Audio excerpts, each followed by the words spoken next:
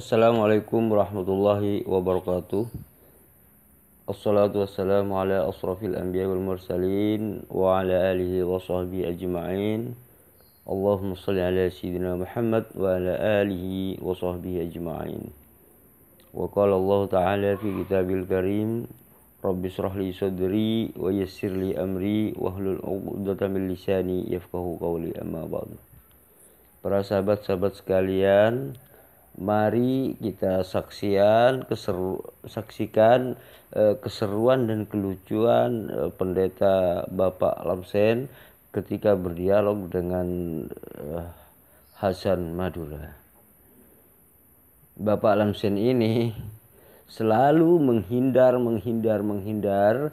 karena apa? Karena pada waktu kemarin itu saya mampu mematahkan argumen-argumen yang narasi-narasi yang dibangun oleh Bapak Lamsen, sehingga Bapak Lamsen ini walaupun di grup-grup dia itu menghindar dari saya terus-menerus. Karena apa?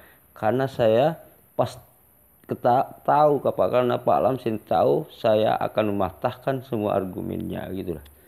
Silahkan Anda saksikan. Namun video ini kelanjutan dari video yang kemarin, sehingga Pak Lamsen ini sedikit mulai berbicara tentang Yesus tersebut gitulah. Silakan Anda saksikan kehebohan Pak Lamsen dalam video ini. Selamat menyaksikan.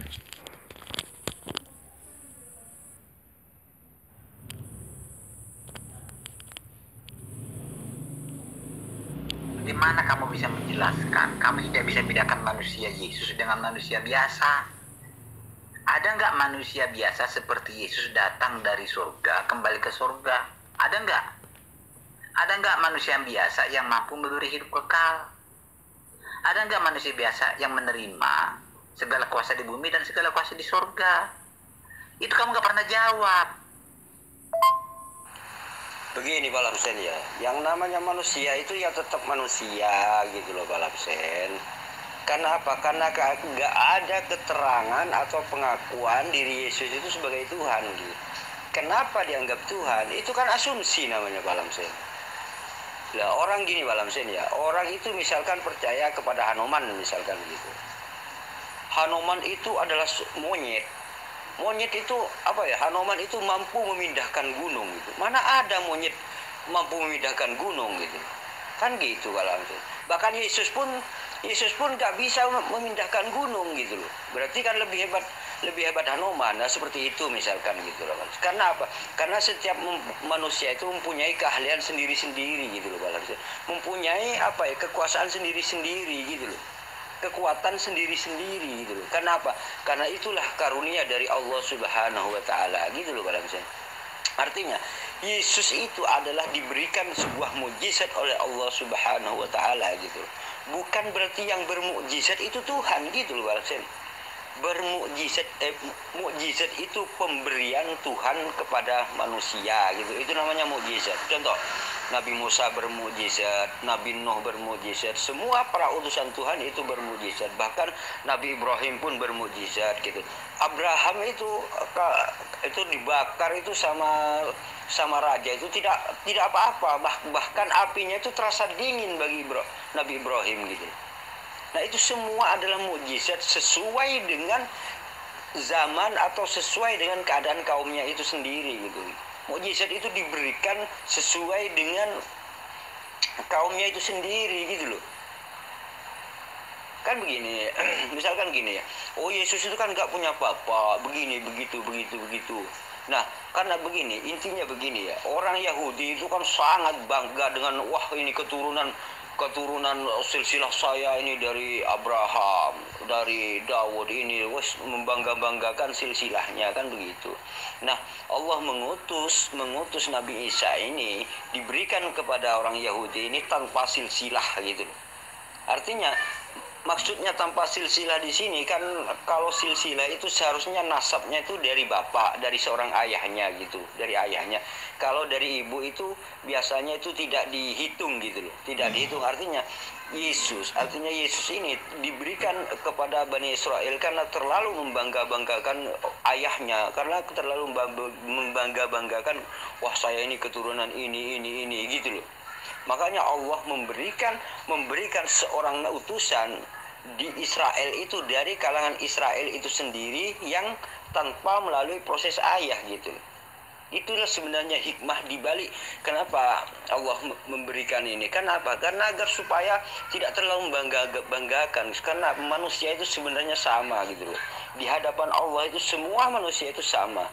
Yang berbeda itu adalah bagaimana takwa kita, bagaimana ibadah kita kepada Allah Subhanahu wa taala. Itulah yang membedakan.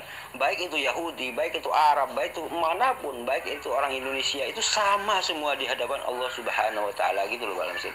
Yang membedakan itu bagaimana akhlaknya, bagaimana budi pekertinya, bagaimana ketaatannya kepada Allah. Itulah yang membedakan manusia itu. Sebenarnya sama semua gitu di hadapan Allah Subhanahu wa taala.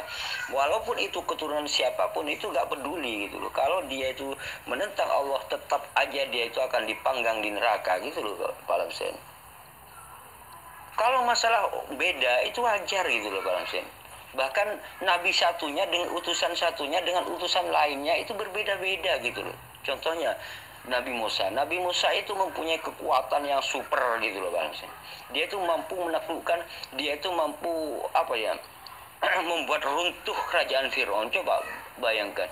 Fir'aun itu adalah raja yang kuat gitu. Sedangkan Yesus katanya diberi kuasa Yesus di dunia dan akhirat. Tapi faktanya Yesus itu cuma jadi bulan-bulanan orang Romawi. Kan begitu Bang. Tidak sesuai dengan fakta gitu. Kenapa Allah menurunkan utusan seperti itu? Karena biar orang itu sadar gitu loh. Keturunan itu bukanlah hal suatu yang menjamin gitu loh. Bukan suatu hal yang menjamin itu sebenarnya gitu. Maka dari itu Allah itu memberi peringatan kepada kita melalui ajaran itu, melalui utusannya itu. Kalau Yesus mengajarkan begini, ya seperti ini, keadaannya seperti ini gitu loh. Agar supaya tidak terlalu membangga-banggakan antara silsilah gitu loh. Terus kemudian Yahudi itu kan mengharapkan, Yahudi pada saat itu posisinya kan dijajah oleh Romawi. Jajah Romawi gini-gini. Kemudian Allah memberikan selain daripada membangga-banggakan nasabnya orang Yahudi itu, ingin yang menjadi utusan itu adalah yang mampu menggulingkan Romawi kan begitu, penjajahan itu. Tapi Allah memberikan utusan yang tanpa nasab dari laki-laki, dari seorang bapak. Kemudian memberikan dan menjadikan Yesus ini tidak mempunyai kekuatan gitu loh. Kenapa? Ini semua adalah sebenarnya gambaran bagi orang Yahudi. Jangan terlalu sombong, jangan terlalu memerintah, jangan terlalu mengatur Tuhan gitu loh. Kan begitu. Ini semua diberi pelajaran bagi orang-orang Yahudi itu sendiri. Nah, setelah diberi utusan yang tidak mempunyai kekuatan apapun, apakah masih percaya atau tidak gitu loh. Diuji sedemikian rupa di situ. Karena orang Yahudi itu memang ada yang percaya, ada yang tidak kan begitu. Ada yang menolak, ada yang karena sombongnya, maka Allah memberikan seorang utusan yang bermacam-macam kepada orang Yahudi. Ada yang kuat, ada yang begini, ada yang begitu. Itu semua adalah peringatan dari Allah Subhanahu wa taala gitu loh. Agar supaya kita ini sadar kan begitu alamnya. Yesus itu gak punya power. Kalau Anda mengatakan, adakah yang kekuatannya seperti Yesus? Adakah yang begini? Adakah yang begitu? Itu semua Anda mengatakan orang mati. Yesus itu mampu menghidupkan orang mati. Sehingga Anda mengatakan dia itu Tuhan. Balamsen. Itu kan namanya mukjizat. Dan juga kenapa? Itu membangkitkan orang mati itu bukan ini. Hanya sesekali Yesus itu. Kalau nggak salah cuma 1 kali atau 2 kali lah gitu. Dalam seumur hidup Yesus cuma 2 kali gitu loh Pak Lamsin. Atau 1 kali loh menghidupkan orang mati gitu. Dengan seizin Allah gitu loh. Masa Tuhan hanya 1 kali gitu Pak Lamsin. Tuhan itu maha kuasa. Makanya dari situ Tuhan itu yang memberikan mukjizat itu adalah Allah Subhanahu wa taala kepada utusannya gitu. Makanya semua yang bermukjizat itu hanyalah seorang utusan gitu. Sehebat apapun mukjizat yang dilakukan oleh para utusan itu tetap manusia gitu loh Pak Lamsin. Manusia seutuhnya gitu loh. Kalau bicara adakah seperti Yesus, adakah seperti, sebenarnya di dunia ini banyak sekali orang itu yang apa ya, yang lebih hebat daripada Yesus gitu loh. Ada banyak, mungkin Pak Lamsin cuman Pak Lamsin nggak tahu gitu. Contohnya dalam kalau kita bisa belajar ini, mungkin Pak Lamsin nggak akan percaya gitu loh. Walaupun orang itu ada yang lebih hebat dari Yesus sekalipun, nggak akan percaya Pak Lamsin ini. Kenapa? Karena Pak Lamsin itu sudah terdogma oleh sebuah keyakinan bahwa agar supaya Yesus itu diakui sebagai Tuhan, kan begitu. Contoh gini, kalau saya baca sejarah Syekh Abdul Qadir Al-Jailani, Syekh Abdul Qadir Al-Jailani ini mampu membangkitkan orang mati gitu. Mampu membangkitkan orang mati. Bahkan Syekh Abdul Qadir Al-Jailani ini suatu saat pada suatu waktu dia itu ditantang oleh manusia, kalau kamu mampu membangkitkan orang mati seperti Nabi Isa, maka saya akan masuk Islam gitu. Begitu mudahnya Syekh Abdul Qadir membangkitkan orang mati itu tersebut gitu.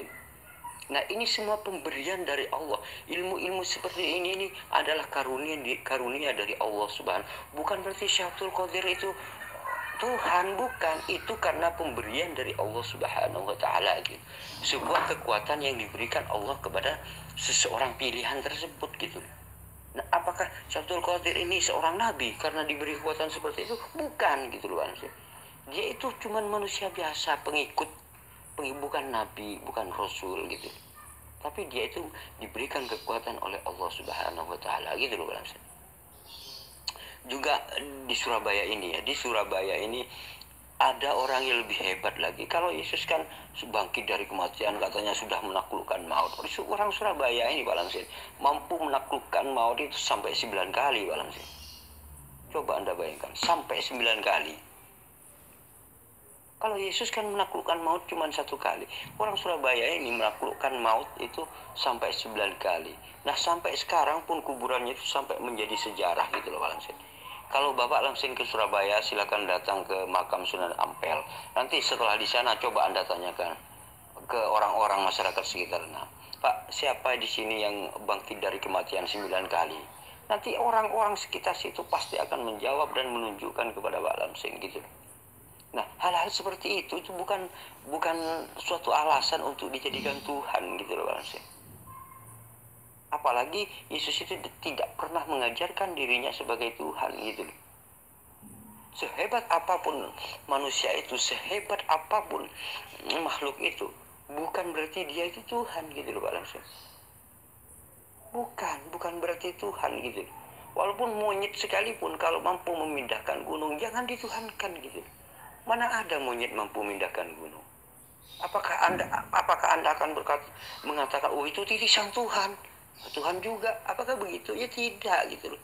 Monyet, sehebat apapun monyet itu tetap monyet gitu loh. Jadi posisinya itu karena apa? Karena monyet itu tidak pernah mengajarkan dirinya sebagai Tuhan. Begitu juga dengan Yesus. Yesus itu jangan dituhankan karena Yesus tidak pernah mengajarkan agar dirinya diakui sebagai Tuhan gitu. Tetapi orang yang mengatakan Tuhan kepada Yesus itu adalah hanya berdasarkan asumsi saja. Dan Pak Lamsin ini mengikuti asumsi yang tertulis gitu. Asumsi tertulis itulah yang akhirnya diikuti oleh Pak Lamsin gitu. Kamu tahu dari mana itu? Khotbah. Narang aja. Siapa yang percaya kepada khotbahmu ini, Hasan Madura? Nggak ada yang percaya. Saya lebih percaya kepada Alkitab saya daripada ocehanmu ini. Loh, begini Pak Lamsin. Astagfirullahaladzim. Istighfar Pak Lamsin. Istighfar. Begini Pak Lamsin, saya itu tidak menuntut Anda untuk percaya kepada saya, kan begitu Pak Lamsin. Tetapi kalau saya memberikan sebuah fakta di dalam Bible itu sendiri, itu harus Anda percaya gitu. Contoh gini ya, Yesus itu tidak pernah mengajarkan dirinya sebagai Tuhan. Kemudian Anda mengasumsikan bahwa Yesus itu Tuhan karena Anda mengikuti asumsi yang ada di dalam kepercayaan yang bukan diajarkan oleh Yesus gitu. Kan begitu.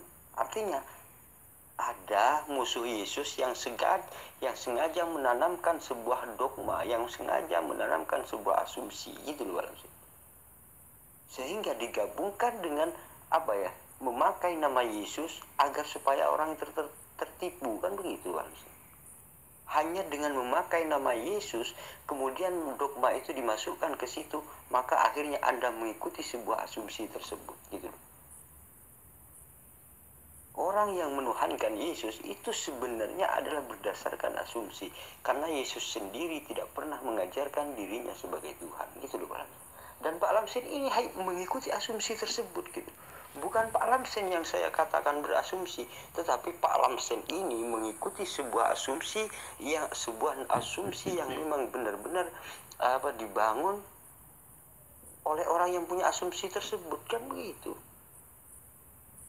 Nah, jika kepercayaan Pak Lamsen ini bukan dogma, bukan asumsi, maka seharusnya Pak Lamsen ini bisa menunjukkan bahwa Yesus itu pernah mengajarkan dirinya sebagai Tuhan gitu.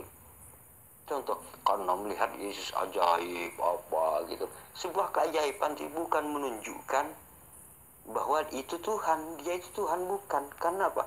Karena segala sesuatu yang ajaib itu belum tentu Tuhan, tetapi itu menunjukkan kuasa Tuhan gitu. Artinya bukan Tuhan. Contoh, Borobudur ini sebuah keajaiban dunia gitu.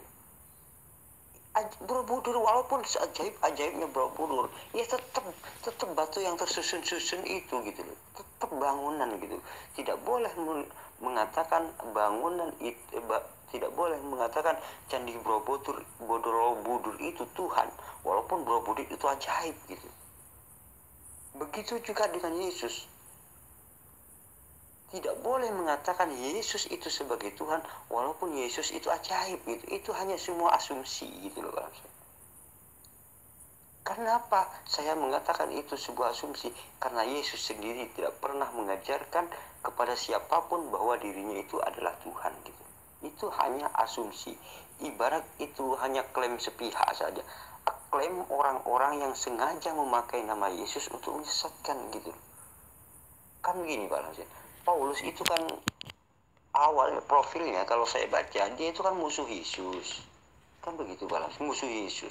Dia itu selalu berusaha ingin menyesatkan pengikut Yesus, maka dia itu selalu melakukan kekejaman agar murid-murid Yesus, agar orang-orang Yesus yang mengikuti Yesus ini selalu menyimpang gitu dari jalannya Yesus, kan begitu. Dia itu melakukan kekejaman, kemudian dia itu merubah strategi gitu loh, dari cara kejam menjadi cara yang halus-halus gitu loh. Nah, cara-cara halus ini dari sejak awal itu pertama memang memang direncanakan gitu. Pertama pura-pura ketemu Yesus, kemudian dia itu merubah namanya dirinya menjadi murid Yesus, menjadi utusan Yesus itu gitu. Merubah dirinya, Paulus ini merubah diri, nama dirinya diganti dengan nama utusannya Yesus gitu. Kemudian karena dirinya menggunakan nama pengikut Yesus, maka si Paulus palsu ini kemudian memakai nama Yesus. Nah, dari sinilah setelah Paulus palsu ini datang kepada orang Yahudi yang memang benar-benar mengetahui siapa itu Paulus dan siapa itu Paulus palsu, maka orang Yahudi ini kaget, kaget. Katanya Paulus tuh kok ini pembunuh? Gitu langsung. Kok pembunuh yang datang? Katanya Paulus, begitu. Orang yang tahu siapa itu Paulus palsu, siapa itu Paulus asli akan kaget gitu melihat cara-cara yang dilakukan oleh Paulus palsu ini, oleh antek-antek penjajah Romawi ini gitu loh. Maka setelah menggunakan nama Yesus, kemudian Paulus palsu ini berhasil menyelewengkan ajaran Yesus dari orang-orang gitu loh. Nah, setelah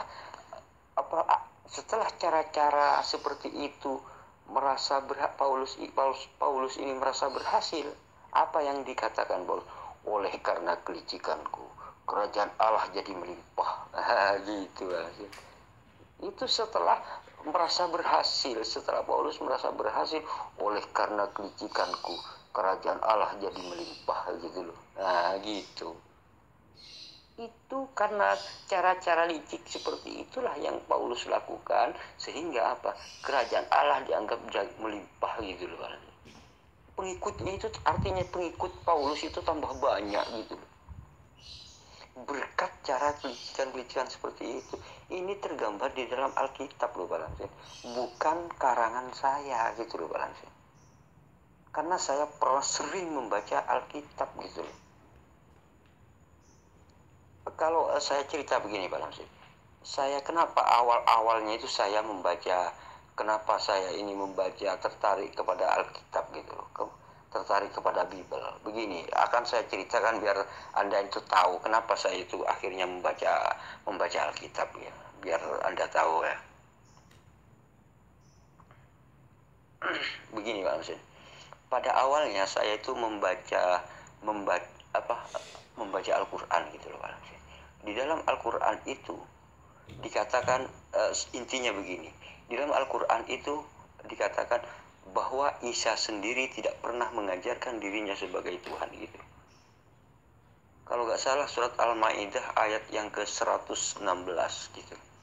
Setelah Allah meminta pertanggungjawaban kepada Nabi Isa, yaitu apa? Mengatakan begini, wahai Isa, apakah kamu yang mengajarkan orang-orang bahwa mengaku dirimu Tuhan, gitu. Maka Nabi Isa menjawab, Maha Suci Engkau ya Allah, saya tidak pernah mengajarkan diriku sebagai Tuhan, gitu. Nah, ini di dalam Al-Qur'an ini menjelaskan bahwa Nabi Isa itu tidak pernah mengajarkan dirinya sebagai Tuhan. Kan dari situ. Kemudian dari situlah ini di dalam Al-Qur'an ini dikatakan bahwa Nabi Isa tidak pernah mengajarkan dirinya sebagai Tuhan. Tapi teman-teman saya kok banyak ya yang menuhankan Nabi Isa, gitu. Nah, coba saya lihat Bible nanti. Ya, dari awalnya begitu saya. Loh, kenapa orang-orang teman-teman saya yang Kristen ini menuhankan Yesus, padahal Nabi Isa tidak pernah mengajarkan dirinya sebagai Tuhan. Kemudian saya mencari kalimat itu di dalam Bible. Ini harus mencari ini, apakah Yesus ini mengajarkan dirinya sebagai Tuhan, gitu. Terus kemudian saya membuka terus, gitu, Pak. Sampai akhirnya mungkin berapa lama saya nggak tahu ya, soalnya sambil bekerja, kalau saya datang kerja terus lagi dibuka mencari ayat-ayat itu, gitu. Terus sehingga sampai terakhir pertama kok nggak ada ya, gitu, dari pertama itu. Kemudian mungkin saya ini ada yang terlewatkan, terus semua ucapan Yesus itu saya beri tanda, gitu loh, Pak. Ini ucapan Yesus, saya beri tanda, ucapan Yesus saya beri tanda, sampai semuanya Bible yang saya punya dulu itu ada tandanya semua ucapan Yesus, gitu. Kemudian saya ulang lagi dari depan, takut terlewatkan. Sampai 3 kali ternyata benar. Di dalam Bible itu Yesus tidak pernah mengajarkan dirinya sebagai Tuhan. Maka dari kami berkesimpulan Al-Qur'an ini memang benar, gitu loh. Di dalam Bible sendiri Yesus tidak pernah mengajarkan dirinya sebagai Tuhan, gitu. Persis seperti apa yang tertera di dalam Al-Qur'an itu, gitu loh, Pak. Maka dari situlah kami akhirnya membaca lagi yang lain, mempelajari lagi yang lain, gitu loh, Pak, akhirnya, gitu. Sehingga saya ketemu setelah di dalam ajaran Islam ada gini, Nabi Isa itu akan datang kedua kalinya ke bumi. Nabi Isa itu tujuannya apa? Mematahkan salib, kan begitu ya, diantaranya. Nah, Nabi Isa ini kok mematahkan salib, gitu. Berarti Nabi Isa ini menolak orang Kristen, berarti ini menolak argumen orang-orang yang mengatakan Nabi Isa itu sebagai Tuhan. Berarti kan argumen orang Kristen kan mengatakan Yesus itu Tuhan. Sementara di dalam ajaran Islam dikatakan mematahkan salib, artinya menolak semua orang Kristen, menolak orang yang menyebut Yesus sebagai Tuhan gitu. Itu namanya mematahkan salib di dalam ajaran Islam. Nah, setelah saya baca satu persatu di dalam Bible, kemudian saya ketemu dengan ayat Matius 7 ayat 21 sampai 23 ini, begitu loh Pak. Nah, dari Matius 7 ayat 21 20 sampai 23 ini mengatakan di situ. Nah, ketika saya dengar lagi gitu pendeta itu mengatakan, "Oh, ini kalau umat Kristen itu sudah ada kepastian masuk surga. Barang siapa percaya Yesus pasti masuk surga. Barang siapa yang percaya Yesus pasti masuk surga." Nah, saya berpikir begini, loh, pendeta kok mengatakan barang siapa percaya Yesus pasti masuk surga, tetapi secara tidak langsung Yesus itu menolak gitu. Pendeta, bukan setiap orang yang menyeru kepadaku Tuhan, Tuhan, Tuhan itu yang masuk kerajaan surga, pendeta, gitu. Nah, disinilah kemudian bahwa Yesus itu sendiri, sehebat apapun orang itu,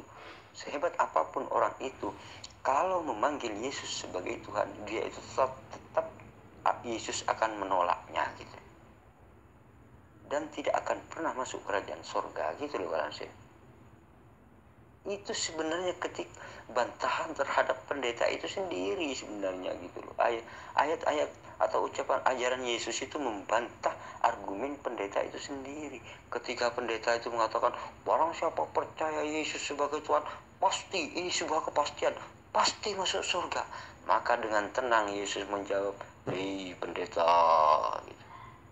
hei pendeta, bukan setiap orang yang menyeru kepadaku Tuhan, Tuhan, Tuhan itu yang masuk kerajaan surga, pendeta."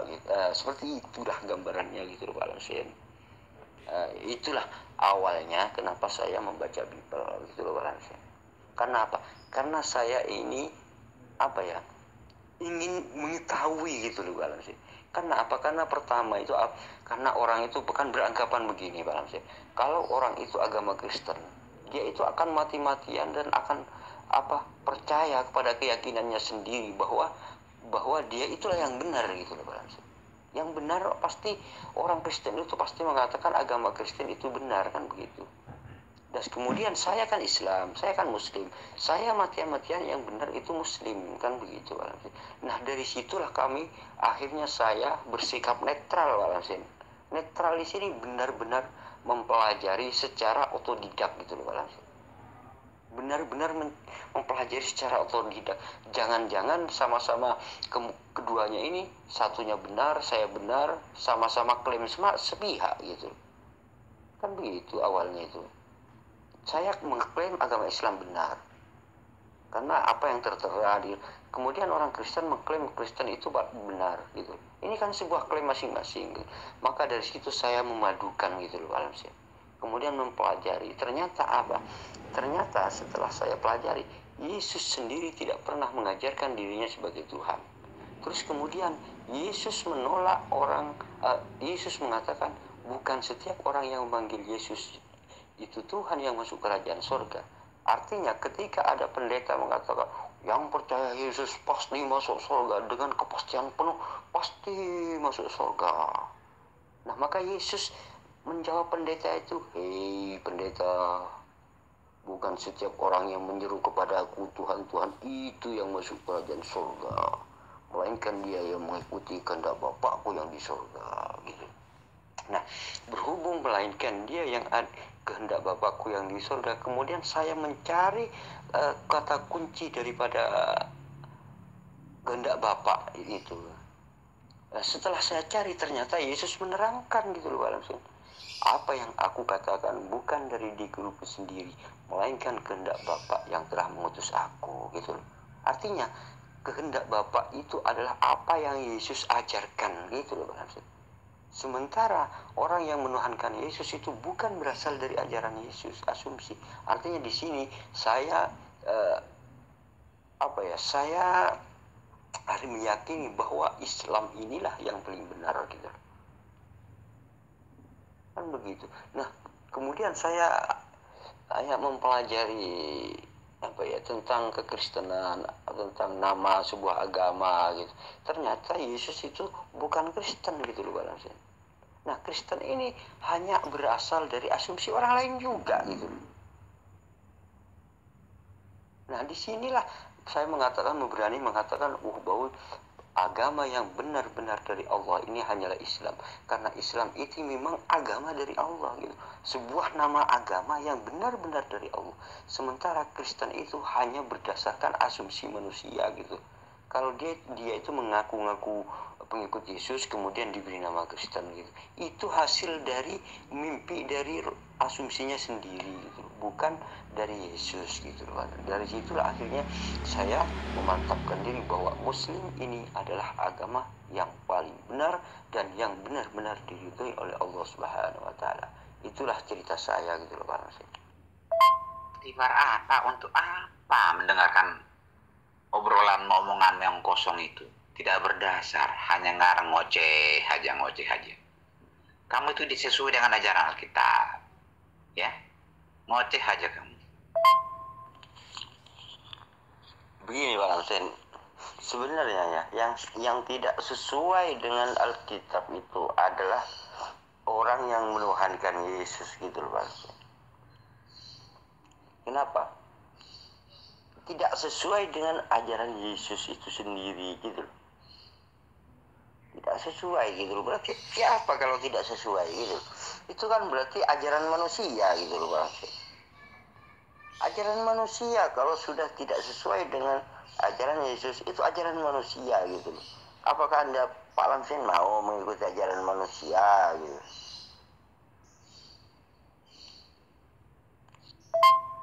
Ada nggak manusia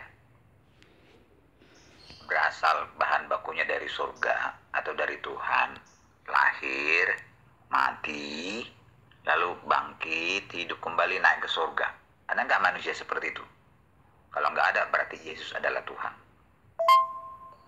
Adam juga dari surga, Pak Seth. Adam itu dari surga, akan ke surga juga gitu. Karena seorang nabi menurut umat Islam. Adam itu berasal dari surga, dia itu akan ke surga lagi. Tuhan kan aja Adam itu kan gitu. Tuhan itu bukan seperti itu, Pak Seth. Apa ya? Kalau misalkan nggak ada seperti Yesus bukan Tuhan gitu. Seperti aja ya Pak Lamsen. Seperti Melkisedek juga nggak ada gitu loh Pak Lamsen. Berarti Melkisedek Tuhan gitu loh Pak Lamsen. Seperti Musa juga nggak ada. Berarti Musa Tuhan gitu. Aduh, Yesus juga nggak seperti Nabi Musa Pak Lamsen. Berarti kalau ini misalkan ada orang yang menuhankan Nabi Musa gitu. Ketika orang itu mengatakan, adakah yang seperti Nabi Musa? Adakah yang seperti Nabi Musa? Berarti apa? Nabi Musa Tuhan juga gitu. Aduh, logika seperti itu memang manusia itu berbeda-beda, Pak Lamse. Setiap utusan itu berbeda-beda gitu loh, Pak Lamse. Sebenarnya begini, Pak Lamse. Kan orang Yahudi itu sangat membangga-banggakan tentang silsilah gitu loh, Pak Lamse. Kalau dia itu sudah keturunan ini, membangga-banggakan sekali gitu loh Pak Lamsen. Sangat membangga-banggakan silsilah.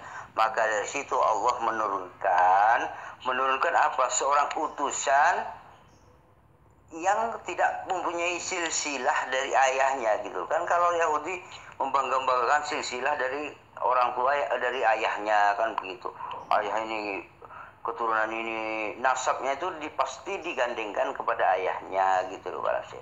Sedangkan Yesus ini Allah menciptakan Yesus ini yaitu tanpa ayah agar Yahudi itu sadar jangan terlalu membangga-banggakan silsilahnya gitu loh, gak ada faedahnya gitu loh Pak.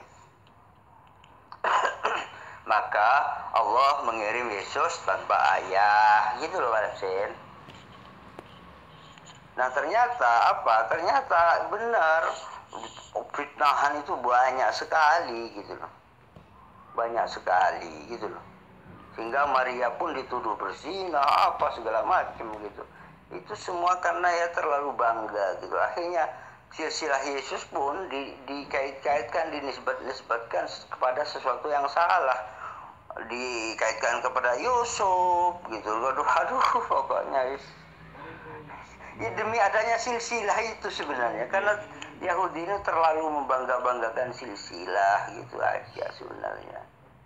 Itulah masalahnya. Kalau masalah misalkan nggak ada yang, misalkan manusia satunya dengan manusia satunya itu kan memang berbeda balasnya, sesuai dengan pada zamannya. Contohnya dulu tuh nggak ada HP.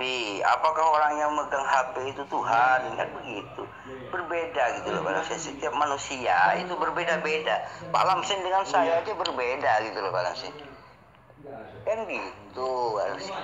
Memang berbeda-beda, karakter manusia itu berbeda, terus cara hidup manusia berbeda, kelahirannya berbeda, semuanya itu berbeda. Itulah disebut dengan semesta alam semesta ini gitu loh. Bukan berarti dia Tuhan kalau beda gitu loh, kalau satu sama lainnya beda gitu. Oke, kalau logika Anda seperti itu ada nggak? Kalau nggak ada, sudah dianggap Tuhan. Nah, saya juga ingin bertanya pada Anda, Pak Lamsin. Ada nggak monyet yang seperti Hanoman gitu? Kan gitu, Pak Lamsin. Berarti Hanoman itu bisa juga dikatakan Tuhan, kan begitu, Pak Lamsin? Bisa juga, berarti karena nggak ada seperti Hanoman. Hanoman itu monyet mampu memindahkan gunung gitu loh. Coba Anda bayangkan, monyet mampu memindahkan gunung. Ini lebih ajaib daripada Yesus gitu loh. Kalau Yesus kan punya akal sebagai manusia dan seterusnya, bisa berpikir kan begitu. Nah ini monyet, tuh Anda bayangkan, monyet mampu memindahkan gunung gitu. Ini kan ajaib gitu loh. Nah sesuatu yang ajaib itu jangan kamu anggap Tuhan gitu loh Bang. Itulah keajaiban dunia, namanya gitu loh Bang. Kalau pernyataan ada seperti itu, waduh bisa banyak, bisa keyakinan di dunia ini banyak sekali. Soalnya apa? Soalnya gini, ada kok monyet yang mampu memindahkan gunung. Berarti Hanoman itu jelmaan Tuhan, karena monyet mampu memindahkan gunung. Apa gitu Alamsen? Nah gitulah, makanya kenali sifat-sifat Tuhan itu seperti apa gitu loh. Makanya Anda akan nggak pernah Anda ini nggak akan pernah tersesat kalau Anda sudah mengetahui sifat-sifat Tuhan itu seperti apa gitu loh. Jangan paksakan ajaran Islam ke agama kami. Ajaran Alkitab, goblok ini Mas Hasan Madura ini. Saya jadi panas saya lihat kamu itu Hasan Madura. Nggak sabar saya lihat kamu lagi. Susah ngomong sama orang kamu itu. Loh kan benar Pak Lamsin. Pernyataan Esra Soru itu Yesus juga saudaranya Lucifer gitu loh Pak Lamsin. Lucifer itu siapa? Apakah sama-sama Tuhannya gitu loh? Nama Lucifer namanya saudara. Kalau manusia dengan manusia itu saudara, artinya sesama manusia kan gitu ya. Nah ini Lucifer sama Yesus, jadi Yesus dianggap Tuhan, tentu saja Lucifernya Tuhan juga gitu loh. Kan saudara aja Tuhan gitu loh.